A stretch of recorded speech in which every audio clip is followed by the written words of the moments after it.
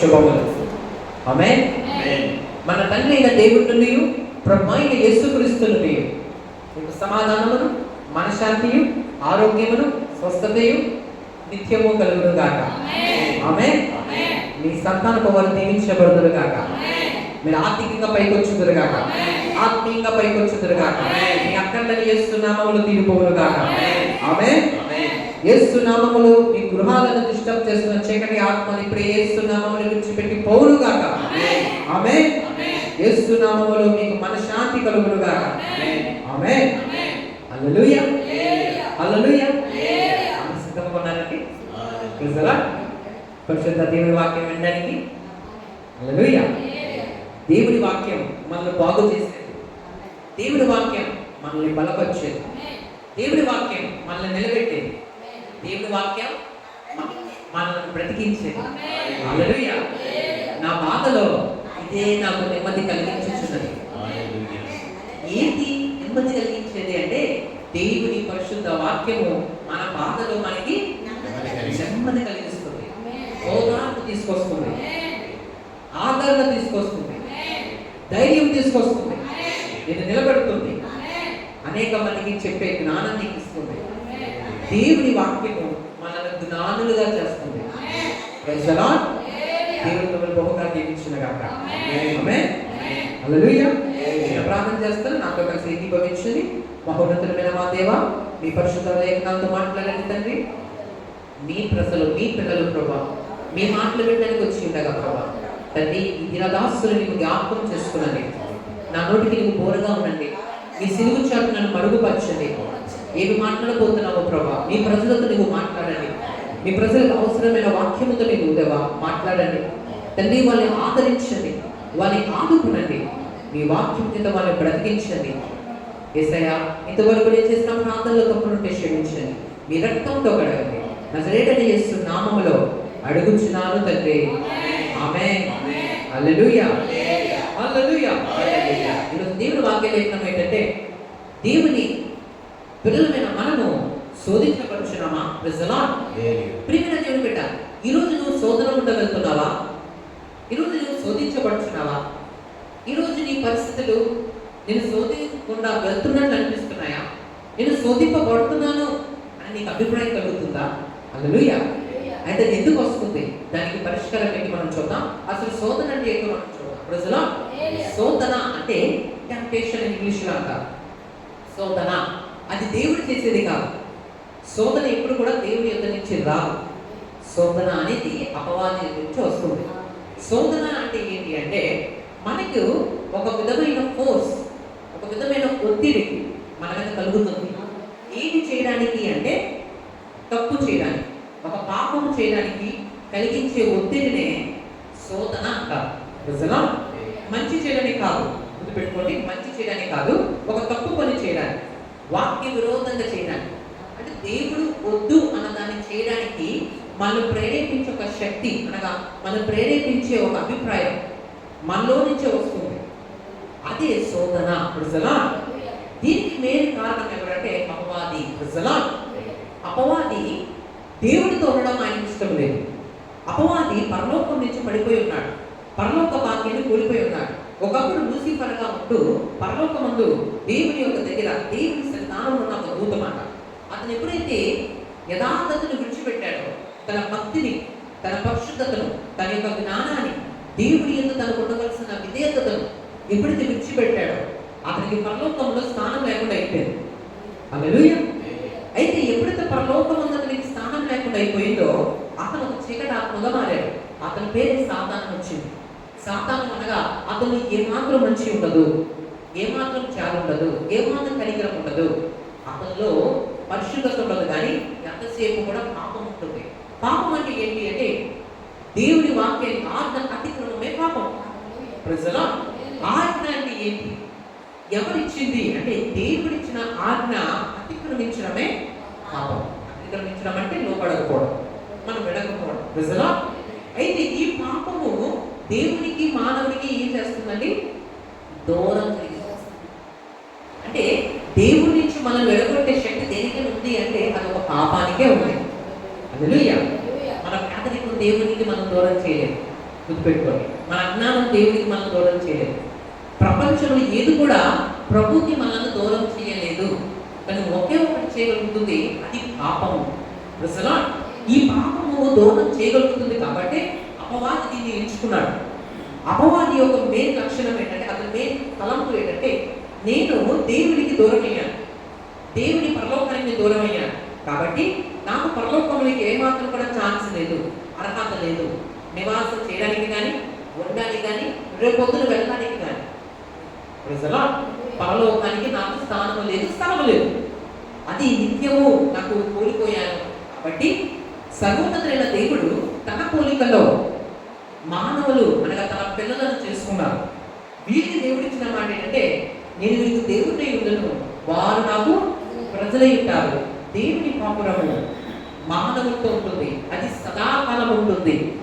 అది దేవుని యొక్క ఆలోచన, దేవుని యొక్క ప్రణాళిక. కాబట్టి ఎప్పుడు ఈ మానవులు నేను ఉన్న స్థలంలో అనగా పరలోకములోనికి వీరికి చోటు దొరుకుతుంది. సర్వోన్నతుడు అన్న దేవుడు ఈ మానవులకి పరలోకానికి వెళ్ళడానికి ఒక ఛాన్స్ ఏర్పాటు చేశారు అనే దుష్టుడు ఎరిగి, నాకు లేని ఈ భాగ్యం వీరికి దొరుకుతుంది కాబట్టి వీరిని ఏ విధం చేతనైనా నేను ఆటంకపరచాలి. ఏమనుకున్నాడు? ఏ విధంగా చేతనైనా ఆటంకపరచాలి. ఎలా ఆటంకపరుస్తారు? వీరిని ఆటంకపరచినంత సులువేది కాదు.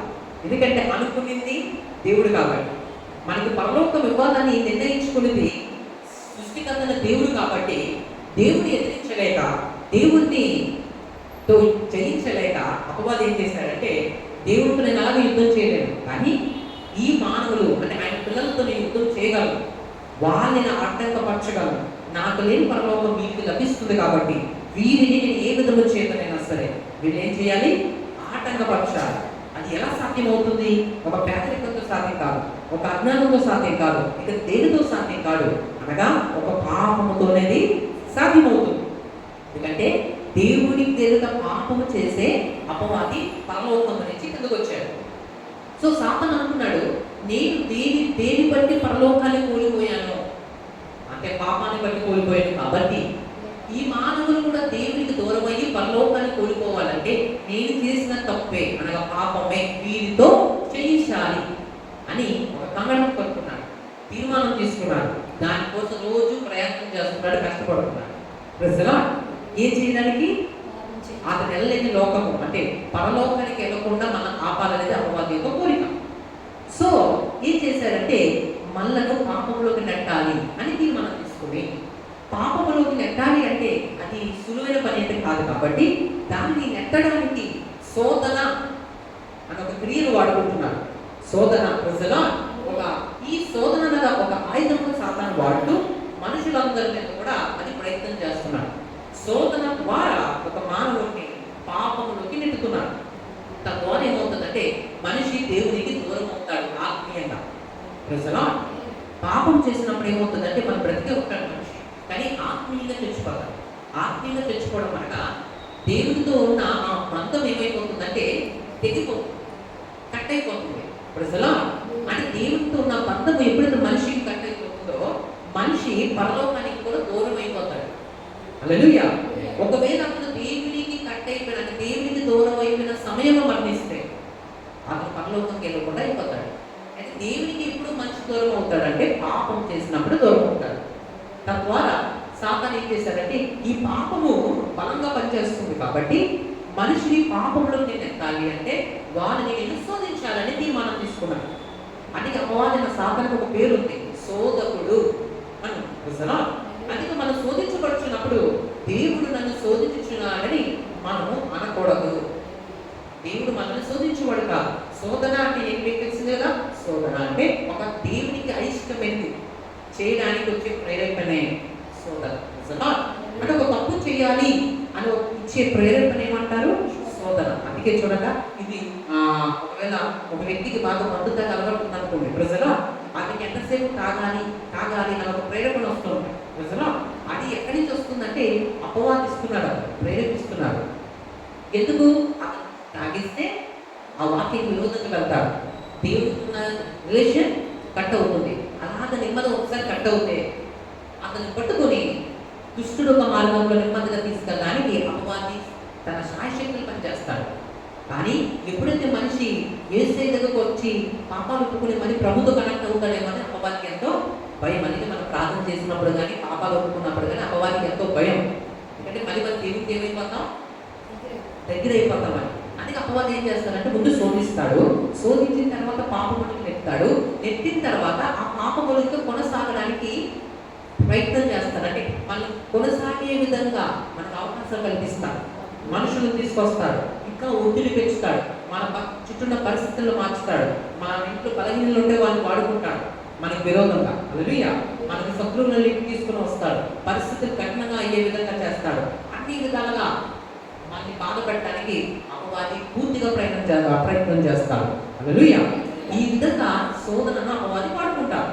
సో శోధన అనేది దేవుని యొద్ద నుంచి వచ్చేది కాదు, కానీ శోధన అనేది సాతాను యొద్ద నుంచి మాత్రమే వస్తుంది. అందుకే యేసుక్రీస్తు వారు ఏం చేశారంటే, మన గత ఆదివారంలో గత శనివారం మనం నేర్చుకున్నాం ప్రజలు, మీరు శోధనలో ప్రవేశించుకున్నట్లు మెలుగుగా ఉండి ప్రార్థన చేయండి. ఈ శోధన అపవాదం తీసుకోవడానికి ఎక్కువ ఉంటాడు కాబట్టి మీరు ముందుగానే జాగ్రత్త పడండి, ముందుగానే నడుము కట్టుకోండి, ముందుగానే తలుపులు వేసుకోండి, ముందుగానే గేట్కి తాళం వేసుకోండి. ప్రజలా అంటే దాని అర్థం ఏంటి? ప్రార్థన తాళం వేసేయాలి, ప్రార్థనని గేట్ వేసేయాలి, ప్రార్థననే ఆ డాలు పట్టుకోండి. ప్రజలా అంటే దాని అర్థం ఏంటంటే ప్రభు ముందే జాగ్రత్త పడండి. ప్రభు ముందే మనకు చెప్పారు, అపవాది లోకంలో ఉన్నాడు, అపవాది ఏ సమయమైనా నీ మీదకి శోధన తీసుకొస్తాడు. ఆ శోధన ద్వారా నువ్వు అనుకుంటావు నేను భక్తిగా ఉన్నానని, కానీ ఎంత భక్తులని అందుకే మీరు వినే ఉంటారు, పర్వతము లాంటి పరిశుద్ధులు పడిపోయారు అని మీరు వినే ఉంటారు. ప్రజలా దాని అర్థం ఏంటంటే ఏదో కాదు, వాళ్ళు భక్తులే కానీ ఈ పాపము, ఈ శోధన వాళ్ళు పాపం చేసినట్టు చేసి వాళ్ళు పడగొట్టింది. హల్లెలూయా. అందుకే దానికి అద్భుతమైన ఉదాహరణ సాక్ష్యం, దానికి అద్భుతమైన ఉదాహరణ ఇస్కరియోత. వీళ్ళప్పుడు వీళ్ళు ప్రారంభం స్థితి బాగానే అయింది, గెహజీ వీళ్ళు ప్రారంభంలో బాగానే ఉన్నవారే, కానీ సాతాను వీళ్ళు శోధించి పాపములకు నెత్తి దేవునికి దూరం చేసి వాళ్ళని పర్వతములో ఎదిగిన వారిని కూడా నేలమట్టానికి పడగొట్టింది. సాతాను కూడా అలాగే పడిపోయాడు. సాతాను పాపం చేసినప్పుడే పరలోకమంతా మూడో ఉన్నత స్థానం ఉన్న సాతాను అంటే లూసిఫర్ కిందకి పడిపోయాడు. నేనంత పడిపోయిన కారణం పాపం. సో తాను ఎలాగైతే పడిపోయాడో ఇతన్ని పడగొట్టడానికి కూడా అదే వాయిదాన్ని వాడుతున్నాడు. సో మనకి ఈరోజు ఏం అర్థమైంది? శోధన ఎవరి వస్తుందండి? సాతాను వల్ల వస్తుంది. ప్రజలు ఇప్పుడు మనం అంత వాక్యంలోకి వెళ్దాం. యాకోబు గ్రంథము 1వ అధ్యాయము 13వ వచనం. యాకోబు గ్రంథము, యాకోబు రాసిన పత్రిక 1వ అధ్యాయము 13వ వచనం.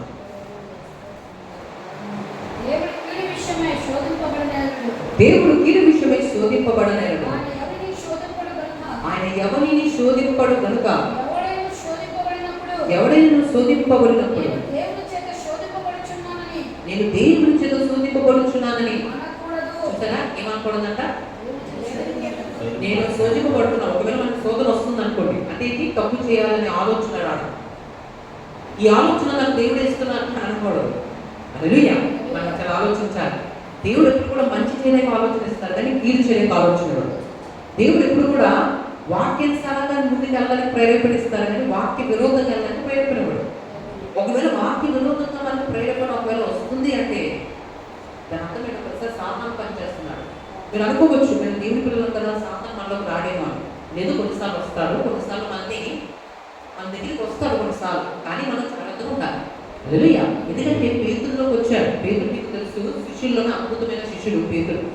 పేతురులోకి వచ్చినప్పుడు అక్కడున్న శిష్యులకు అర్థమవ్వలేదు, ఇతను పేతురే కదా అనుకున్నారు. ఎందుకంటే అది ఆంతర్యం చూడట్లేదు, వాళ్ళు మళ్ళీ మనుషులుగా బాగా చూశారు. మరి ప్రభు పేతురులో ఉన్న దుష్టుని చూసి సాతాను వెనుకకు పో అన్నాడు. అంటే పేతురు అంటే యేసయ్యకి ఇష్టమే, కానీ పేతురులో ఉన్న సాతాను ఇష్టం లేదు. అంటే దాని అర్థం ఏంటంటే సాతాను లోపల ఉండడం ప్రభు కనిపించింది, దేవుడు కాదు. మానవులు ఏమనుకున్నారు? మా పేతురే అనుకున్నారు ప్రజలా. కానీ యేసయ్యకి పేతురు లోపల ఉన్న దుష్టుడు కనిపించాడు. అందుకే ప్రభు అన్నారు, సాతాను వెనుకకి పో. పేతురు భక్తులు ఈనుడు అంటే కాదు, భక్తుడే. కానీ ఎందుకు సాతాను వచ్చాడు? హల్లెలూయా. కొన్నిసార్లు సాతాను మనల్ని ప్రేరేపించడానికి, మనం పాడు చేయడానికి వస్తాడు, కానీ దీనికి మనం జాగ్రత్త పడాలి. హల్లెలూయా. దోమలు రావడమే పాపం కాదు, కానీ ఆ దోమలు రాకుండా దాన్ని కిటికీలు వేసుకొని, నెట్లు వేసుకొని మన గృహాలను ఏం చేసుకోవాలి? జాగ్రత్త పడాలి. కుక్క పిల్ల లోపలికి రావడం తప్పు కాదు, కానీ కుక్క రాకుండా గేట్లు వేసుకొని తలుపులు వేసుకొని మనం ఏం చేయాలి? జాగ్రత్త పడాలి. సాతాను రావడం తప్పే, అయితే సాతాను పడే అది ప్రజలా.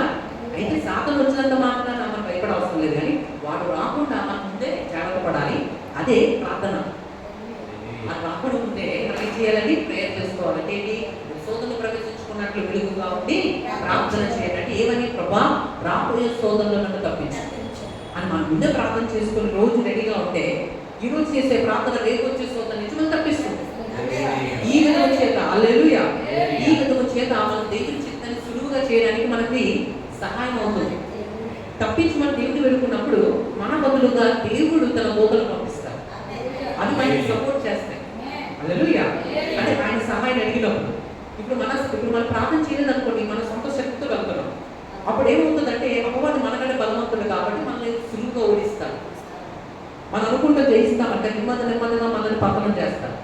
ఇప్పుడు సాతాన్ని జయించాలంటే సాతాని కంటే పైన ఉన్న దేవుడిని మనం ముందే పెట్టుకుని ప్రార్థన రూపంలో మన పిల్లల్ని, మనలను, మన కుటుంబాలను, మన పనులను అన్ని ప్రభు చేతిలో ప్రార్థనలో పెట్టి, ప్రభు రేపు వచ్చే శోధన, ఎల్లుండి వచ్చే శోధన, రాబోయే కాలంలో వచ్చే శోధన అన్నీ నా పిల్లలను, కుటుంబాన్ని తప్పించు అని ప్రార్థన చేయాలి.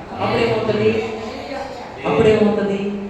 రేపు వచ్చే శోధన కోసం ఈరోజే చేయాలి ప్రార్థన. అప్పుడు రేపు వచ్చే శోధన తప్పించబడదు. సాతాను రేపు ఏ వీడు మన కోసం దాచిపెట్టాడో తెలియదు. మన పిల్లలు రేపు ప్రయాణం చేస్తున్నారు. సాతాను అనుకుంటుంటారు, రేపు మీరు స్కూల్కి వెళ్తారు, రేపు కాలేజ్కి వెళ్తారు, రేపు డ్యూటీకి వెళ్తారు, ప్రమాదం కలిగించాలి, అది యాక్సిడెంట్ చేయించాలి అని సాతాను అనుకుంటుంటాడు. కానీ ఈరోజే ప్రభా, నా భర్త గారు డ్యూటీకి వెళ్తున్నారు, నా పిల్లలు స్కూల్కి వెళ్తున్నారు, నేను బయటికి వెళ్తున్నాను, వాళ్ళని నీ దేవదూతలు పంపించి కాపాడు అని చేశామనుకోండి, అప్పుడేమవుతుంది తెలుసా? ఒకవేళ సాతాను ఒక ప్లాన్ వేసినా దేవుడు ఊరుకోడు అన్నమాట, తప్పించేస్తారు. మనం ఇప్పుడు చేసిన ప్రార్థన పరలోకం వెళ్ళి ప్రభు ఏం చేస్తారు? వెంటనే దేవదూతలు ఆజ్ఞాపించి సాతాను ఒకవేళ ప్రయత్నం చేసి పెట్టినా దేవుడు ఏం చేస్తారు? సాతాను కంటే బలవంతుడు కాబట్టి ఆయన చెప్పిందని చెల్లుతుంది. ఎందుకంటే సాతాను పైన ఉన్నవాడే ప్రజలు. అపవాది ఎవరి మీద అధికారం చెల్లించగలరు తెలుసా? యేసయ్యను వేడుకోలేని వారి మీద. కానీ ఎవరైనా ప్రభువుని వేడుకున్నారా దేవుడు అక్కడ మధ్యలోకి దిగుతారు. ఎప్పుడైతే దేవుడు మధ్యలోకి ఇంటర్ఫేర్ అవుతారో, కలవ చేసుకుంటారో చూసుకొని మనం దేవుని కలవకుండా కలవ చేసుకోవాలి. మరి చెప్తున్నాను, దేవుడు కలవ చేసుకోవాలంటే ఎప్పుడు కూడా మనం ఆయనకి మన స్థితిని మనం అప్పగించుకోవాలి. అంటే పుస్తక ప్రార్థన చేయి, నిత్యము ప్రార్థన చేయి, మానగా ప్రార్థన చేయి అని వాక్యం ఎందుకున్న ఎవరికే కాదు. దేవుడు మనం అనుకుంటాం మేము ప్రార్థన చేయకపోయినా దేవుడికి అని తెలుసు, ఆయన తెలిసినా మనం అడగాలి. అడిగి ఇవ్వబడును అందుకే అన్నాడు. అడగడం అంటే ఏంటో కాదు, మన స్థితిలో ముందే ప్రభు చేతిలో పెట్టుకుంటే ఆయన ఇంటర్ఫేర్ అవుతుంది. అంటే మనం ఆయన ఇంటర్ఫేర్ చేస్తున్నాం. ఇంటర్ఫేర్ చేయడం అంటే ఆయన కలవ చేసుకోమని వేడుకుంటున్నాం. ఆయన కలవ చేసుకున్నప్పుడు సాతాను ఖచ్చితంగా మనకి తీర్చి చేయడానికి ప్రయత్నం చేస్తాడు. కానీ దేవుడు కలవ చేసుకొని అపవాది ఏ ప్లాన్ చేసినా వాటన్నిటిని ఆయన కొట్టుకుని వెళ్ళిపోతాడు. హల్లెలూయా. అపవాది నేను ఆజ్ఞాపిస్తాడు, ఏమన్నా తెలుసా? నువ్వు ఈ కుమారుడిని తీర్చేయడం వీల్లేదు, ఈ కుమారుడిని తీర్చేయడం వీల్లేదు, మీరు నన్ను వేడుకున్నారు, మీరు నన్ను వేడుకున్నారు కాబట్టి మీరు తీర్చేస్తే నేను ఒప్పుకోను, నువ్వు పక్కకు వెళ్ళు అని వాటిని గద్దిస్తాను. కాబట్టి ఎప్పుడైతే మనం ప్రార్థన అంత బలంగా పనిచేస్తాం, అది బయటికి కనిపించదు, కానీ క్రియల లోపంలో మనం స్పర్శించగలుగుతాం ఆ శక్తిని. హల్లెలూయా. ఒకవేళ ఈ కీడు కలిపెట్టాడు అనుకుంటే రేపు ఈ రోజు చేసిన ప్రార్థన రేపు ఆ జరిగే కీడు నుంచి దేవుడి ముందే తప్పిస్తాడు. ఒకవేళ ఈ ప్రార్థన చేయకుండా వెళ్ళేవారు కీడులో పడే అవకాశం ఉంది. ఎందుకంటే మనం ప్రార్థన చేయలేదు కాబట్టి దేవుడు ఇంటర్ఫేర్ అవ్వరు. ఎప్పుడైతే దేవుడు ఇంటర్ఫేర్ అవ్వరో సాతాను తన క్రియను ఈజీగా చేయగలుగుతాడు. హల్లెలూయా. అంటే భూమి పైన అందుకే దేవుడు ఒక పద్ధతి మనకు పెట్టారు. దేవుడు మన అడగకపోవడం ముందు ఆయనకు తెలుసు, కానీ మనము అడగాలని ఒక నియమం, ఒక ఆజ్ఞ ఆయన పెట్టి ఉన్నాడు ప్రజలు. కాబట్టి శోధింపబడుతున్నప్పుడు దేవుడు నన్ను శోధించున్నాడని మనము అనకూడదు. అంటే శోధించేవాడు దేవుడు కాదు, శోధించేవాడు సాతాను. శోధన అంటే పాపము చేయడానికి వచ్చే ఒక ప్రేరేపణ, ఒక ఒత్తిడే శోధన ప్రజలు. ఇప్పుడు మనం ఏమేం చేయాలో చూద్దాం. దేవుడు ఏం చేస్తారు ఈ శోధన వచ్చినప్పుడు ప్రవేశించుకుని ఉండాలి. అంటే శోధన ఎప్పుడైతే సాతాను మన మీద తీసుకొస్తాడో మనము ఆ శోధనలో ప్రవేశించుకున్నాలంటే ఏం చేయాలని ముందు ప్రార్థన చేసుకోవాలి. ప్రార్థన చేసుకున్నప్పుడు ఈ శోధన విషయంలో ప్రభు చేసే కార్యాలు మనం ఒక్కొక్కటిగా చూద్దాం. ఏప్రిల్ రాసిన పత్రిక 2వ అధ్యాయము 18వ వచనం. ఏప్రిల్ రాసిన పత్రిక 2వ అధ్యాయము 18వ వచనం. 2వ అధ్యాయము 18వ వచనం.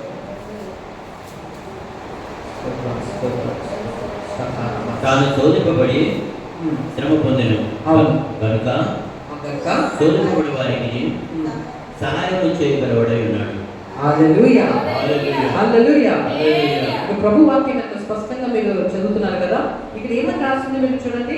తాను శోధింపబడి శ్రమ పొందెను తాను శోధింపబడి శ్రమ పొందాను కనుక శోధింపబడి వారికి సహాయం చేయగలవాడై ఉన్నాడు. ఎస్, ఎబ్రీయులకు రాసిన పత్రిక 2వ అధ్యాయము 18వ వచనములో తాను శోధింపబడి శ్రమ పొందెను. తాను శోధింపబడి శ్రమ పొందాడంట. ఎవరైనా హల్లెలూయా. ఆయన శోధించబడ్డాడు కాబట్టి, శ్రమ పొందాడు కాబట్టి, శోధింపబడు వారికి సహాయం చేయగలవాడైనాడు. హల్లెలూయా. ఆయన అనుభవం లేనివాడు కాదు, ఎరగని చిన్నపిల్లడు కాదు. ఆయనకి శోధన అంటే బాగా తెలుసు. శోధనలోకి ఒక మనిషి వెళ్తే ఎలా గుర్తుంటుందో ఆయనకు తెలుసు. సాతానుడు ఎలా వస్తాడో ఆయనకు తెలుసు. ఎలా శోధిస్తాడో తెలుసు. ఎలా శోధించి పాపంలోకి నెట్టేస్తాడో తెలుసు. ఎలాగ మోసగిస్తాడో తెలుసు. ఎలాగ మోసగించి పాపాలలోకి ఆత్మను తీసుకెళ్ళిపోతాడో కూడా ప్రభువు తెలుసు. అందుకే ప్రభు ఏమంటున్నాడంటే, నీవు నేను శోధనలో ప్రవేశించుకున్నట్లు ముందుగానే ప్రార్థన చేస్తే ఆయన మనకు సహాయం చేస్తానని. హల్లెలూయా. చూసారా, శోధనలు తప్పించుకోవడానికి దేవుడు మనకు చేసే కార్యాలు ఏంటంటే, ఒకటి ఆయన మనకు సహాయం చేస్తాడు. ఎందుకు చేస్తాడంటే ఆయన కూడా ఒకప్పుడు శోధింపబడిన వ్యక్తే. శోధింపబడి శ్రమలు పొందారు కాబట్టి మన శోధనల నుంచి తప్పించగల సమర్థుడు కదా. ప్రభు అంటున్నారు, నేను ఉన్నాను, సహాయం కూడా నీకు చేస్తాను. ప్రభా, సాతాను శోధిస్తుంటే మరి ఎలా నా పరిస్థితి, నేను ఏం చెయ్యాలి, నాకు ఇంట్లో కొన్ని పనులు ఉన్నాయి తెలుసా. ప్రభు అంటారు, నువ్వేం చేయవసరం లేదు, నా కుమారుడా, నా కుమార్తె, నేను చెప్పినట్లు శోధనలో ప్రవేశించుకున్నాక ఒక ప్రార్థన చేయించాను. ఆ ప్రార్థన విని, నేను కూడా ఒకప్పుడు శోధించబడ్డాను భూమిపై. ఈ భూమిపైకి వచ్చినప్పుడు నేను భూమిపైన బ్రతికినప్పుడు నేను కూడా శోధించబడ్డాను కాబట్టి నీకు సహాయం చేయడానికి నేను సిద్ధంగా ఉంటాను. నాకు తెలుసు శోధన అంటే ఏంటో అని ప్రభు అంటున్నారు. ప్రజలా, నీకే కాదు నాకు కూడా తెలుసు. నాకు శోధనలో ఎంత బాధ ఉంటుందో, నువ్వు ఎంత బాధపడుతున్నావు నేను అర్థం చేసుకోగలను. నాకు నీ తండ్రిని, నా కుమార్తె, నా కుమార్తెడు కాబట్టి నీ కష్టమేనో నాకు తెలుసు. అయితే నేను నీకేం చేస్తాను, సహాయం చేస్తాను. కాబట్టి నువ్వేం చేయాలి, ప్రార్థన చేస్తే దేవుడు చేసే 3 పనులు పెట్టుకోండి. ప్రార్థన మనం చేసినప్పుడు సాతాను శోధన తీసుకొస్తాం. ఆ శోధన తీసుకొచ్చినప్పుడు మనం ప్రార్థన ముందే మనం ప్రార్థన చేసినప్పుడు దేవుడు చేసే కార్యాలు మనం చూస్తాం. ప్రజలు ఇక్కడ 3 పని చేస్తున్నారు. ఎవరెవరు? ఒకటి సాతాను ఏం చేస్తున్నాడు, శోధన తీసుకొస్తున్నాడు. మనం ఏం చేస్తున్నాం, ప్రార్థన చేస్తున్నాం. దేవుడు ఏం చేస్తున్నాడు, సహాయం చేస్తున్నాడు. హల్లెలూయా. 3 కష్టపడాలి. సాతాను కష్టపడతాడు తెలుసా. మరి సాతాను కష్టపడాడు అనుకోండి, మనం కష్టపడలేదు అనుకోండి, మనం దొరికిపోతాం. తెలుసా. మనం దొరకపోవడం ఉండాలండి. మనం కూడా ఎస్. ఇంకో విషయం మీకు తెలుసా, మన పని ఈజీ అందరి కంటే. ఎవరిద్దరి కంటే? ప్రభు కంటే సాతాను. వాళ్ళిద్దరు ఎక్కువ కష్టపడతారు. మన పని ఈజీ. ఏంటి ఆ పని అంటే ప్రార్థన. అందుకే పెద్ద పెద్ద భక్తులు మీరు చూడండి, మనకు ఉన్న సేవకులు కానీ, మన ముందు తరాలు ఉన్న భక్తులు కానీ ప్రార్థనకి అంత మోకాలు ప్రార్థనకి అంత విలువిధికి ఇచ్చారని ఊరికే కాదు. 5 గంటలు 8 గంటలు చేసిన భక్తులు ఉన్నారు. తెల్లవారి వేసి 4 గంటలు వేసి చేసిన భక్తులు ఉన్నారు. ఎందుకు? పని పట్లే కాదు, వారికి విలువ తెలుసు. వారితో సేవ చేసి శక్తి తెలుసు. అంటే చూశారు, రుచి చూశారు. ప్రజలా రుచి చూసే. ఇప్పుడు ఫర్ ఎగ్జాంపుల్, ఏదైనా మన పిల్లడైనా ముందు వద్దన్నారు అనుకోవడానికి ఒక చాక్లెట్ ఇచ్చాం, రుచి చూసిన తర్వాత రోజు అదే చాక్లెట్ అడుగుతాడు. కొట్టికి తీసుకెళ్తే, డాడీ నాకు ఆ చాక్లెట్ కొను, నాకు ఆ చిప్సే కొను. ఎందుకు? రుచి చూశాడు. వాళ్ళకి ప్రజలా అందుకే ఒకసారి మొప్పగలం కానీ తెప్పలేమంటారు. ప్రజలు అంటే దాని అర్థం ఏంటంటే, మనిషి దేనికి అలవాటు పడిపోతాడో అది ఒకసారి నచ్చేసిందంటే మాత్రం వదిలేదు, గట్టి పట్టుకుంటాడు. సేవకులు కూడా రుచి చూశారు ప్రార్థనలు. అది ఒక రోజులో రాలేదు. మరి ఎన్నో సంవత్సరాలు, ఎన్నో నెలలు, ఎన్నో వారాలు ప్రార్థన చేయడం, కష్టాలు రావడం, ప్రార్థన చేయడం, శోధనలు రావడం, ప్రార్థన చేయడం, దేవుడు వాటిని విడిపించడం, జయించడం, వాళ్ళు చూసి చూసి చూసి చివరికి వాళ్ళకి అర్థమైపోయింది, ఈ ప్రార్థన పవర్ ఉంది. హల్లెలూయా. అంటే వాళ్ళని చేసి ఇంకెక్కువ చేయడం, ఇంకా చేయాలి చూడడం, ఇంకెక్కువ చేయడం, ఇంకా చేయాలి చూడడం. 100 సంవత్సరాలు దాటిపోయి, నెలలు దాటిపోయి ఉంటే వాడికి అర్థమైంది ప్రార్థనకు బలం ఉందని ప్రార్థన గట్టిగా పట్టేసుకొని ఇతరులు కూడా అదే చెప్తారు. అది అనుభవపూర్వకంగా భక్తులు చెప్తారు నిజమా. కానీ బైబిల్ కన్నా దేవుడు ఎప్పుడో చెప్పాడు, తన శిష్యులకి ఆయన చెప్పాడు, మీరు శోధనలో ప్రవేశించుకున్నట్లు మీకు శోధన రాబోతుంది. దేవుడు రాబోయే శోధన ముందే చూడగలరు, మనం చూడలేదు. నిజమా. సాతాను కీడు మనం కలిపెట్టాడు అనుకోండి, రేపు ఏదో కీడు 8 గంటలకు కలిపెట్టాడు అనుకోండి, అది మనకు తెలియదు కానీ ఏసైకి ముందే తెలిసిపోతుంది. చూసారా, గెత్సేమనే తోటలో జరగబోతున్న కార్యం అంతా ఏసైకి ముందే తెలుస్తుంది. పేదలకి భక్తులకి ఏం తెలియదు, వాళ్ళకి శుభ్రం పడుకున్నారు. నిజమా. రేపు చూసుకుంటాంలే, ఎందుకంటే రేపు వాళ్ళకి ఏమి తెలియదు, ఎవరు వస్తారో ఎవరు వచ్చి పట్టుకుంటారో ఏమీ తెలియదు. రాబోయే శోధన కష్టం వాళ్ళకి తెలియదు. అది అప్పుడు దాకా ఏం చూసుకున్నారంటే ఏసై ప్రార్థనకి వెళ్ళారు, మనం వచ్చాం, మనం అంతా కలిసి ఉన్నాం, గెలిచిన తోటలో ఉన్నాం, నిద్ర వచ్చి పడుకుంటున్నాం. రేపు ఏం జరుగుతుందో తెలియదు. కానీ వచ్చే శోధన ఏసైకి తెలిసి వాళ్ళని లేపుతారు. ప్రభు అంటారు, మీరు ఒక గడియలను మెలుగుగా ఉండలేదా, మీరు శోధనలో ప్రవేశించుకున్నాడు. అంటే శోధన వస్తుంది నాకు అనిపిస్తుంది, ఆయనకి తెలిసేది. ఆయనకి తెలిస్తే ముందే చెప్పి ఇంకో శోధన వస్తుంది, మీరు శోధనలో ప్రవేశించుకుంటానా అంటే మెలుగుగా ఉండి ప్రార్థన చేయండి. ఏమవుతుంది ప్రభా, ప్రార్థన ముందే చేసుకుంటే వచ్చే శోధన తప్పించుకుంటాం, బయటపడతాం, హల్లెలూయా, బాగుపడతాం అని వేసే ఒక ఆయన ముందుగా ఇచ్చేస్తారు. ప్రజలా 2వ వచనం 1 కొరింథీయులకు రాసిన పత్రిక 10వ అధ్యాయము 13వ వచనం. రెండోది దేవుడు మన కోసం చేసేది ఏంటి? 1 కొరింథీయులకు రాసిన మొదటి పత్రిక 10వ అధ్యాయం 13వ వచనం.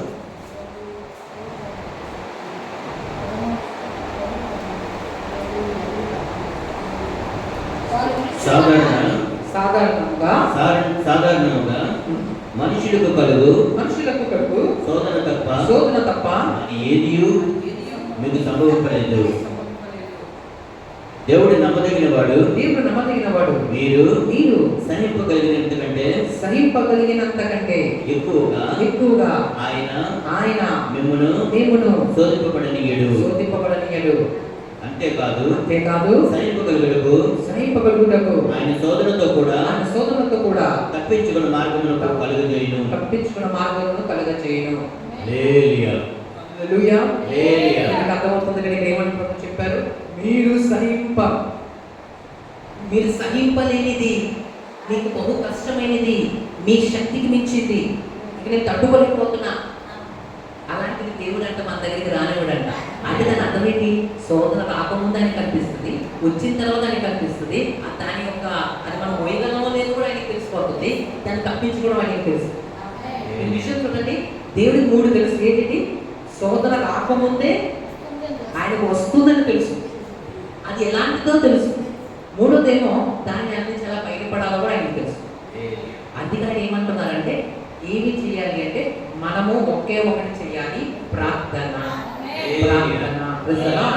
ఈ ప్రార్థన ఏదైనా విధంగా చేయాలి, ఈ అంశం పట్టుకొని చేయాలి. ప్రభా, నువ్వు శోధనలో ప్రవేశించుకున్నట్లు నన్ను కాపాడు.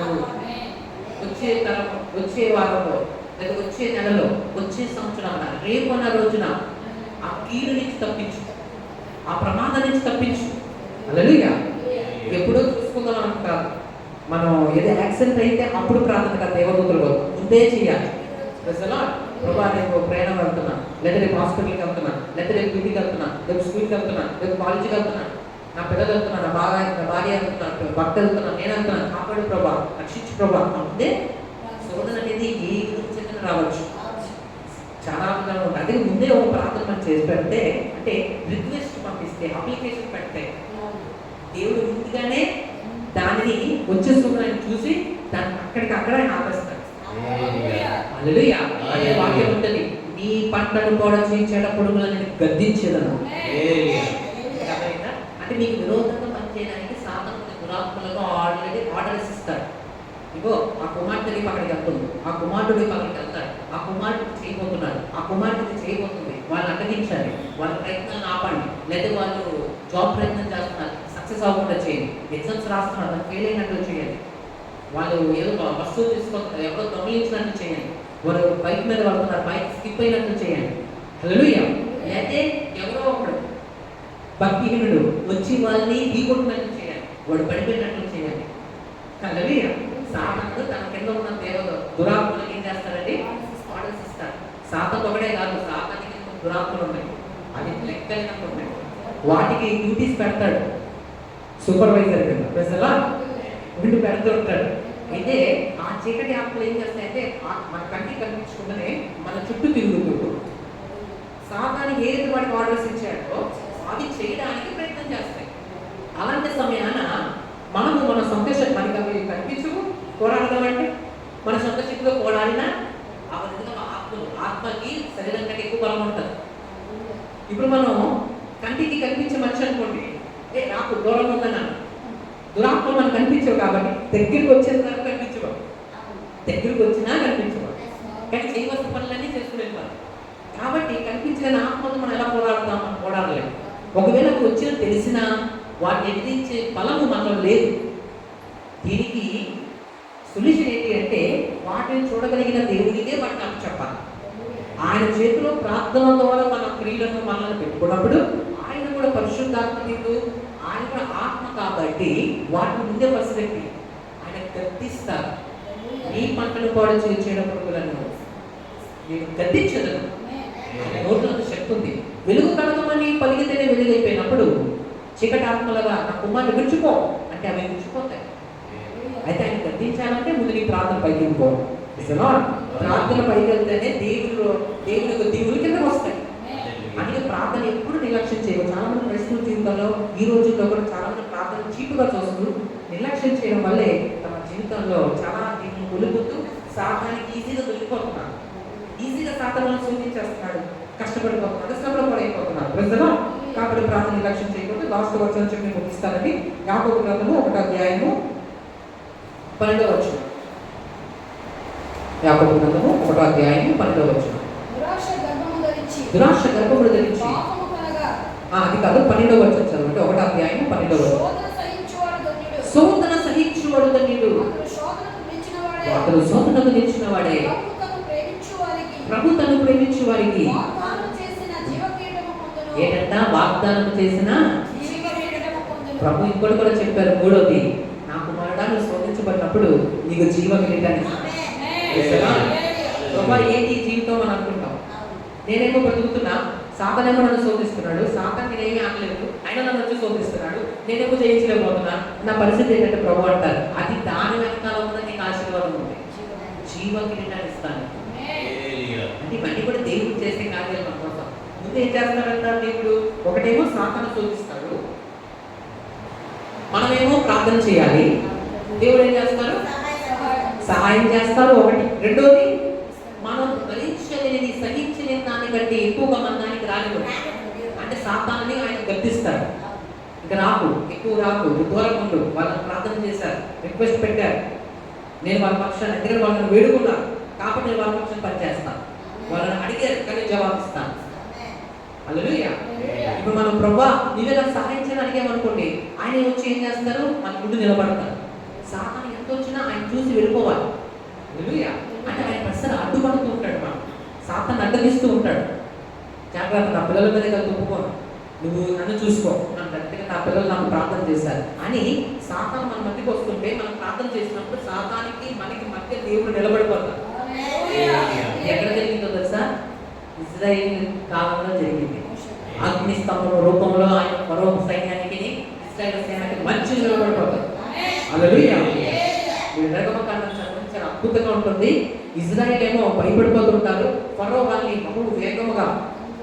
వేగంగా వచ్చి ఇలా తాకుతాడన్న సమయానికి, వాళ్ళు పట్టుకుంటాడన్న సమయానికి ఆకాశం నుంచి ఒక అగ్ని స్తంభం, అది ఎంత పడవ తెలుసా? ఆకాశం అంటుకుని ఉంది, పైనుంచి కింద దాకా భూమి మీద దాకా ఒక అగ్ని స్తంభం నిలబడిపి, మీరు చూస్తున్న స్తంభము లేదా అగ్నితో ఉండిపోయిన ఒక బలమైన స్తంభం నిలబడిపి వారికి వీరికి మధ్య నిలబడిపోయింది. ఫరో సైన్యం ముందుకు వెళ్తామన్నా గుర్రాలు ముందుకు వెళ్ళలేకపోతే అగ్ని స్తంభం అని వెళ్తే కాలిపోతున్నారు, బూడిదైపోతున్నారు, బస్ అయిపోతున్నారు, ముందుకు వెళ్తుంటే చివరికి ప్రాణాలు కూడా పోతున్నాయి. అందుకే వాళ్ళు ఆ స్తంభం కదలేనంత వరకు వాళ్ళు అక్కడే ఉండిపోవాలి. ముందుకు వెళ్ళిన వీళ్ళు ఇజ్రాయేల్ ప్రజలు మాత్రం క్షేమంగా ముందుకు వెళ్ళిపోతున్నారు. మన దేవుడు దిగి వచ్చే దేవుడు. మోషేతో ప్రభు అంటారు, ఇదిగో నా ప్రజలు ఒక మూలను నేను చూసింది, వాళ్ళ ప్రార్థన నేను ఆలోచిస్తున్నాను, నేను దిగి వచ్చి ఉన్నా. మన దేవుడు దిగి వచ్చే దేవుడు. కానీ మన మొర్ర ఆయన సన్నిధికి వెళ్ళాలి. అంటే మన ప్రార్థనలు నిత్యము వెళ్ళాలి. ఎస్, దీపాలు వెలుగుతూ ఉండాలి అంటే ప్రార్థన మాట. అందుకే మన గృహాల్లో ఎప్పుడు ఒక దీపం వెలుగుతూ ఉండాలి. కరెంటు పోయినా వెలుగుతూ ఉండాలి. ఏంటంటే ప్రార్థన దీపం. ఆ దీపము కేవలము మన ఏదో వ్యక్తిగత ప్రార్థన చేసుకున్నప్పుడు కాదు, అప్పుడు చేసుకోవాలి. ఇంకోటి ఏంటంటే నిత్యం మన ప్రార్థన కిచెన్ వంటలు చేసుకోవచ్చు, బట్టలు ఉతుక్కుంటూ చేసుకోవచ్చు, మన మనసులో చేసుకోవచ్చు. నిత్యము కూడా మనం దేవుని ప్రభావం సహాయం చేయి. ఈరోజు నా పిల్లలు ఉన్నారు, నేను ఇలా ఉన్నాను, ఈ సహాయం చేయి. బయటికి వెళ్ళిపోతున్నా, పలానా పనికి వెళ్ళిపోతున్నా, బ్యాంక్కి వెళ్ళిపోతున్నా, లేదా స్కూల్కి వెళ్ళిపోతున్నా, షాప్కి వెళ్ళిపోతున్నా, నా పిల్లలు పలానా పనికి వెళ్ళిపోతున్నారు, ఎగ్జామ్ రాకపోతున్నా, లేదా నా పక్కన ఇంటికి వెళ్ళిపోతున్నా అని మనం ఏం చేస్తుండాలి? వ్యక్తిగత ప్రార్థన ఉండాలి, కుటుంబ ప్రార్థన ఉండాలి. ఇది మామూలుగా మన మనసులో చేస్తూ ప్రార్థన చేసుకుంటూ ఉండాలి. ఆ ప్రార్థన జవాబు ఉంటారు. ప్రజలా ఈ విధంగా మనం ప్రార్థన చేసుకున్నప్పుడు ప్రతి అంశాలు చెప్పుకోండి. ప్రజలా ప్రతిదీ మీరు తినేది అడిగాలని కూడా ఏం చేయాలి? ప్రార్థన చేస్తాం. ప్రజలా అంటే ప్రార్థన చేయడానికి ఇది అదని లేదు, ఏ అంశం చేయండి దాన్ని మీరు జవాబు చేస్తారు. హల్లెలూయా. కాబట్టి ఈరోజు మనం ఏం తెలుసుకున్నామంటే శోధన ఎందుకు వస్తుంది, శోధన ఎందుకు వస్తుంది ప్రజలో అంటే శోధన అసలు ఏంటి అన్న విషయం మనం తెలుసుకున్నాం. శోధన అంటే ఏంటంటే సాతాను పట్టుకుని వచ్చేదే శోధన, పాపంలోకి నెట్టడానికి తీసుకొస్తారు. హల్లెలూయా. అయితే దాన్ని అది వచ్చినంత మాత్రం భయపడవసరం లేదు. మనకు ఒక పరిష్కారం ఉంది. ఏంటి అంటే మనం చేయాల్సినంత కూడా ప్రార్థన. నెక్స్ట్ మన తోటలో జరిగిన విషయాన్ని మీరు జ్ఞాపకంలో పెట్టుకోండి. ఇంకొక పరలోక ప్రార్థన కూడా మీరు చూసినప్పుడు దుష్టుని నన్ను తప్పించు, శోధనలో ప్రవేశించుకున్నాను కాపాడు మాట ఉంటుంది. మీరు పరలోక ప్రార్థన చూస్తున్నప్పుడు పరలోకమందున మా తండ్రి మీ నామం పరిశుద్ధపరచబడును గాక, మీ రాజ్యము వచ్చును గాక, మీ చిత్తం పరలోకమందు నెరవేరుతున్నట్లు భూమి యందు మా యందు నెరవేరును గాక, మన దినాహారం మీరు మాకు దయచేయండి, మా రుణస్థులను క్షమిస్తున్నట్లు మా రుణాలు మీరు క్షమించుము, మమ్మల్ని శోధనలోకి తేక. ఆ మాట వెలుగుతుందా? అది మత్తయి 6వ అధ్యాయంలో 9వ వచనం చదువుతూ ఉంటుంది. ఏమంటుంది?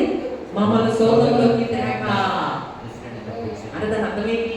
ప్రభావం శోధనలోకి మన సాతాను పెట్టినట్లు వచ్చినా నువ్వు మమ్మల్ని మాత్రం తేనెవ్వకు అంటే వాళ్ళు తేడానికి ప్రయత్నం చేస్తారు, కానీ నువ్వు మాత్రం ఏం చేయాలి? ఆ శోధనని తప్పించు, దుష్టుని తప్పించాలి. ఒక ప్రార్థనలోనే జవాబు ఉంటుంది. చూడండి, శోధనకి ఈ మాట ఎందుకు దేవుడు చెప్పారంటే ఎంతో అద్భుతమైన మాట. కాకపోతే ప్రార్థనలో శోధన మాట ఎందుకు వేసి ఎత్తారు? శోధన మాట ఎందుకు ఎత్తారంటే సాతాను ఎప్పుడు సిద్ధంగా ఉంటాడు. ఆ శోధన ద్వారానే మనం పడిపోతాం. అసలు పాపం వల్ల పడిపోతాం అనుకుంటారు. పాపం కంటే ముందు వచ్చింది శోధనే. హల్లెలూయా. చాలా మంది అనుకుంటారు నేను పాపంలో పడుతున్నాను, ఎందుకు తెలుసా? ముందు శోధింపబడుతున్నాను. ఆ శోధన నుంచి సేవ అవుతే పాపం నుంచి సేవ అవుతాం. పాపం నుంచి సేవ అవుతే ఇక నీకు టెన్షనే లేదు, దేవుడి చూసి పరిశుద్ధులుగా ఉంటాం. ఒకవేళ ఇప్పటికీ ఏమైనా తప్పుదమ్ములు లేకుంటే యేసు రక్తం ఒప్పుకొని ఏం చేయాలి? కలుగువాలి, ఒప్పుకొని విడిచిపెట్టాలి. కానీ రాబోయే శోధనలో తప్పించుకోవాలంటే ఈ రోజే మనం ఏం చేయాలి? ప్రార్థన చేయాలి. అందుకే పక్కా నుంచి లేచిన వెంటనే ప్రార్థన ఉండాలి, పెద్ద వ్యక్తిగత ప్రార్థన జరగాలి. అది కూడా కొన్ని గంటలు చేసుకోవడానికి మనం ప్రయత్నం చేయాలి. ఇంకా 2 గంటలు నాలుగు చేస్తే చాలా మంచిది. ప్రజల సమయాన్ని మన సమయం ఉన్నదండి, 3 పనులతో ఉంటాం, కానీ సమయాన్ని మనం దేవుడి కోసం కేటాయించుకోవాలి. దానివల్ల మనము, మన పిల్లలు, మన సంతానం వారు, మన బంధువులు, మన గృహము, మన వీధి అంతా బాగుంటుంది. ప్రార్థన ఉండాలి. దాని తర్వాత ఇప్పుడు మనం బైబిల్ చదువుకోవాలి, మన సొంత పనులు చేసుకోవాలి. అంటే మనం ప్లాన్ చేసుకోవాలి. మనం అవకాశం ఉంటుంది, కానీ అవకాశము కల్పించుకోవాలి. ప్రజలు ఇలా చేసుకుని వెళ్ళిన తర్వాత ఇంకేం చేసుకోవాలి?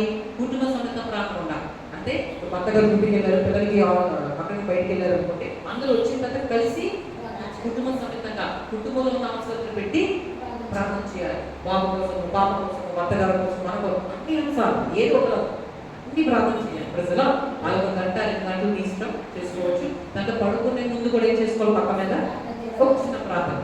హల్లెలూయా. 10 నిమిషాలు 5 నిమిషాలు నిద్రలోకి వెళ్తున్నాను ప్రార్థన. ఇలాగా ప్రార్థనలో వెళ్తున్నంత మంచిది. మిగతా సమయాల్లో చెప్తున్నాను ఈ 3 కాక. హల్లెలూయా. మిగతా సమయాల్లో అంటే వంట వండుతున్నప్పుడు, షాప్కి వెళ్తున్నప్పుడు, దర్శనం నిలబడి వెళ్తున్నప్పుడు, అట్లా ఆడేస్తున్నప్పుడు ఏం చేసుకోవచ్చు?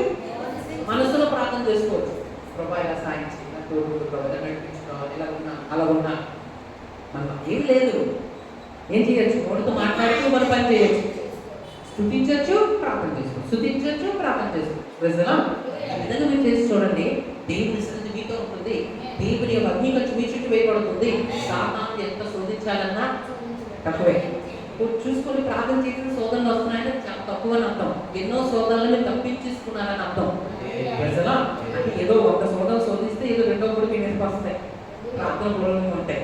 ప్రార్థన మనం ఏమనుకుంటాం, సాతాను మనకు అర్థం ఆడతాడు, నువ్వు ఇంత ప్రార్థన చేసావు, నీ మీద 2-3 శోధనలు వచ్చాయి, ఎందుకు వచ్చాయని అంటాడు.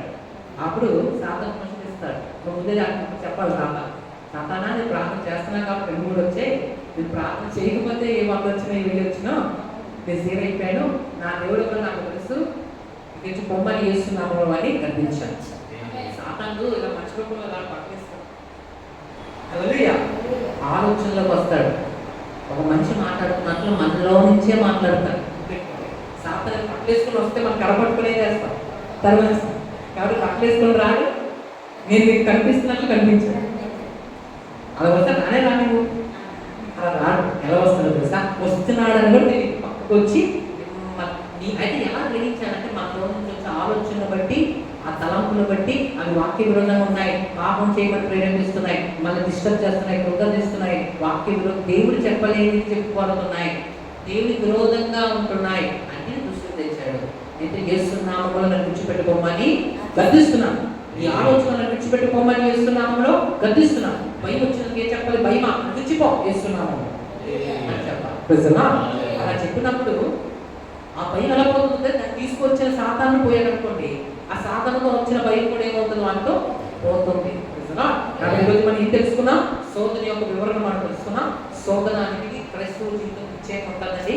అయితే ప్రార్థన శోధన ఆపడానికి కాదు, ప్రార్థన శోధనని తప్పించుకోవడానికి. గుర్తుపెట్టుకోండి, చాలా మంది అనుకుంటారు ప్రార్థన చేస్తే సాతానికి రాదనుకుంటారు, అదే లేదు, వస్తూనే ఉంటాడు. యేసయ్య 40 రోజులు ఉపవాస ప్రార్థన చేస్తే వచ్చేసాడు. కానీ అద్భుతం ఏంటంటే వాడు వచ్చినా నేను జయించాడు లేడు, నువ్వే జయిస్తే వాడు ఓడిపోతాడు. మన ప్రార్థన చేస్తుంది సాతాను మన ఇంటికి రాకుండా చేయడానికి కాదు, మన ప్రార్థన చేస్తుంది సాతాను మన మీద జయం లేకుండా చేయడానికి, మనం జయించడానికి వాడు ఓడిపోవడానికి. అంటే మనం గణపరచబడతాం, వాడు సిగ్గుపరచబడతాం. కానీ ప్రార్థన చేయని వాడికి ఏమవుతుందంటే సాతాను చేతిలో చిక్కిపోతాం ఈజీగా, శాంసంలో. కాబట్టి మనం జాగ్రత్త పడాలి. కింద పడిపోయిన వాడు లేచి నుంచోడానికి జాగ్రత్త పడాలి, కానీ లేచి నుంచిన వాడు పడిపోకుండా చూసుకోవాలి, జాగ్రత్త పడాలి. ఈరోజు మనం బాగా ప్రార్థన చేస్తున్నాం, చాలా మంచిదే, కానీ రోజు చేయడానికి చూడాలి, లేకపోతే ఏదో ఒక రోజు పడిపోతాం. కరెంటు రావడం మానేసింది అనుకోండి, ఈరోజు వచ్చింది ఫ్యాక్టరీ, ఉదయం రావడం మానేసింది అనుకోండి ఇది అయిపోతుంది. ఈరోజు ప్రార్థన చేశాను అనుకోండి సాతాను సోదరు తప్పించబడతాం. ఒకవేళ రేపు మానేశాను అనుకోండి ప్రార్థన, రేపు దొరుకుతాం. మీకు అర్థమైందా? ఈరోజు పెట్రోల్ వేసాను అనుకోండి బండి గుర్రమని వెళ్తాం, ఈరోజు పెట్రోల్ వేస్తాం, రేపు వేస్తే రేపు వెళ్తాం. ఎల్లుండి పెట్రోల్ వేసి 2 రోజులు వేసాను కదా, 3 రోజులు ఎందుకులే అప్పుడు వెళ్తానా అంటే అక్కడ అయిపోతుంది. ప్రార్థన అనేది ఒకరోజు చేస్తే సరిపోదు. క్రైస్తవ జీవితం అనేది ఒకరోజు కావదండి, ప్రతిరోజు కొనసాగించాలి. 3 పూటలు తింటేనే కాకు తిరుగుతుంది, అది 3 పూటలు ఏం చేయాలి, దాని 3 పూటలు ప్రార్థన చేసినప్పుడు ప్రజలు.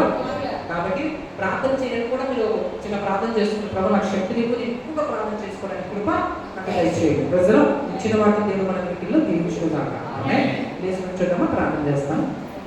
మహోన్నతుడ, సర్వోన్నతుడ, సర్వాధికారి, మీ పవిత్రమైన నామంలో నేను ఇప్పుడు ప్రార్థిస్తున్నాను. మీ ప్రజలు దేవ కనికరించము, కరుణించము. తండ్రి వాక్యంతో మాతో మాట్లాడారే, శోధన అంటే ఈ శోధన ఎవరు తీసుకొస్తారు, ఈ అపవాదన సాధన తీసుకొస్తున్నప్పుడు ప్రార్థనను ఆయుధం మేము వాడి సాతానును మేము ఎదిరించాలని మాకు తెలియజేసావు ప్రభా. అయితే ప్రార్థన చేస్తున్నప్పుడు ప్రభా నీవే మా పక్షంగా యుద్ధం చేస్తావు, నీవే మా పక్షంగా వచ్చి ప్రయత్నం చేస్తావు, నీవే మా పక్షంగా వచ్చి మాకు జయిస్తావు. అందుకే ప్రార్థన మాత్రమే మానకూడదని, శోధనని కానీ పాపాన్ని కానీ జయించే ఒక అద్భుతమైన ఆయుధం ప్రార్థన అని మాకు తెలియజేస్తావు కదా. శోధన నుంచి మనం తప్పించండి, మీ విన్న వాక్యాన్ని ఇప్పుడు దృష్టిలో ఎత్తుకొని పోకుండా సాయం చేయండి. దేవా విన్న వాక్యం ఉన్నట్టుగా మనం ఫలింపచేయండి. మీ ప్రజలు ఈ వాక్యాన్ని వినియుండగా ప్రభావ ఆ వాక్యాన్ని వాళ్ళు ఫలిస్తాను చేయండి. శోధన వస్తున్నప్పుడు భయపడకుండా తండ్రి ప్రార్థన పూర్వకంగా వాటిని జయించుకుంటున్నాను. రేపు వచ్చే శోధన, ఎదురు వచ్చే శోధన ముందే వాళ్ళు పడిపోకుండా ఉన్నట్లు, ప్రవేశించుకున్నట్లు ఎప్పుడు ప్రార్థనలో జాగ్రత్త పడుతూ ముందే తప్పించుకొని మీకోసం అద్భుతంగా జీవించే కృప మీ ప్రజలకు దయచేయండి. మీ ప్రజల కోసం ప్రార్థిస్తున్నాను. ఎక్కడికి మీకు పట్టించుకుంటే ఒక చేయి పెట్టండమ్మా, మరొక చిత్ర పరలోకం వైపు ఎత్తండి. ప్రభువా, పరిశుద్ధుడా, మీ ప్రజలు ఎక్కడికి చేతిని పెట్టారో తండ్రి, అక్కడ మీ గాయపర స్థానం చేత మీరు ముట్టండి తండ్రి. ఆ శరీర భాగములో తల మొదలుకొని పాదాల వరకు వారి దేహం మీద ఎక్కడైతే చేతి పెట్టారో, ఎక్కడైతే వాళ్ళకి బలహీనత ఉందో, ఎక్కడైతే వారికి శ్రమగా ఉందో దేవా, అక్కడ మీ గాయపర స్థానం చేత మీరు ముట్టి స్వస్థపరచండి. మా నీ విశ్వాసం స్వస్థపరుస్తుంది. దాన్ని మీ ప్రజలు మీ మీద విశ్వాసం పెట్టుకుంటూ ఉండాలి. విశ్వాసం పెట్టే కృప వాళ్ళకి ఇవ్వండి. వారు పెట్టుకుంటుండగానే మీ గాయపర స్థానం సంపూర్ణ స్వస్థత ఇవ్వండి. తల మొదలున్నది పాదాల వరకు ఉన్న ప్రతి బలహీనత యేసునామములో విడిచిపోయి పొమ్మని ఆజ్ఞాపిస్తున్నాను. యేసునామములో మీ దేహానికి ఇప్పుడు సంపూర్ణ స్వస్థత కలుగునుగా. యేసునామములో మీ దుఃఖమంతా తొలగిపోవునుగా. యేసునామములో మీ అక్కర్లని తీరిపోవునుగా. యేసునామములో మీరు మీ సంతానం వారు బహుగా ఆశీర్వదించబడుదురుగా. యేసునామములో మీరు వెలిగించబడుదురుగా. మీరు బ్లెస్ చేసి దీవించండి. యేసునామములో అడుగుచున్నాను తండ్రి. ఆమేన్. ఒక చేతి తల మీద పెట్టండి, మరొక చేతి పరలోకం వైపు ఎత్తండి. ఆశీర్వాద ప్రార్థన. మన తండ్రి అయిన దేవుని ప్రేమయు, కుమారుడైన యేసుక్రీస్తు వారి యొక్క కృపయు, పరిశుద్ధాత్మ దేవుని అన్యోన్య సహవాసము సదాకాలమును మనకును దేవుని ప్రజలందరికీ ప్రపంచవ్యాప్తమున సార్వత్రిక సంఘం అంతకును మనందరికీ తోడైండును గాక. ఆమేన్. రెండు చేతులు పరలోకం వైపు వెళ్దాం. పరలోక ప్రార్థన. పరలోకమందున మా ప్రేమగల తండ్రి, మీ నామం పరిశుద్ధపరచబడునుగా. మీ రాజ్యము వచ్చును గాక. మీ చిత్తం పరలోకమందు నెరవేరునట్లు భూమి యందును మా యందును నెరవేరును గాక. మా అనుదిన ఆహారము నేడు మాకు దయచేయండి. మా రుణస్థులను మీరు క్షమిస్తున్నట్లు మా రుణాలను మీరు క్షమించును. మమ్మల్ని శోధనలోకి తేక దుష్టులను తప్పించుము. ఎందుకంటే రాజ్యము, బలము, శక్తి సమస్తము నిరంతరము మీదైన తండ్రి. నా ప్రాణమా యెహోవాను స్తుతించుము. నా అంతరంగమున ఉన్న సమస్తమా ఆయన పరిశుద్ధ నామమును స్తుతించుము. నా ప్రాణమా ప్రభు యేసుని స్తుతించుము. ఆయన చేసిన ఉపకారములను దేనిని మర్చిపోకుము. ఆమేన్. హల్లెలూయా. దేవుని మిమ్మల్ని మీ కుటుంబాలను జీవించిన గాక. ఆమేన్. దేవునికి వెళ్ళండి. దేవుని శక్తి మీకు తోడుగా వస్తుంది. Hallelujah. God bless you. God bless. దేవుని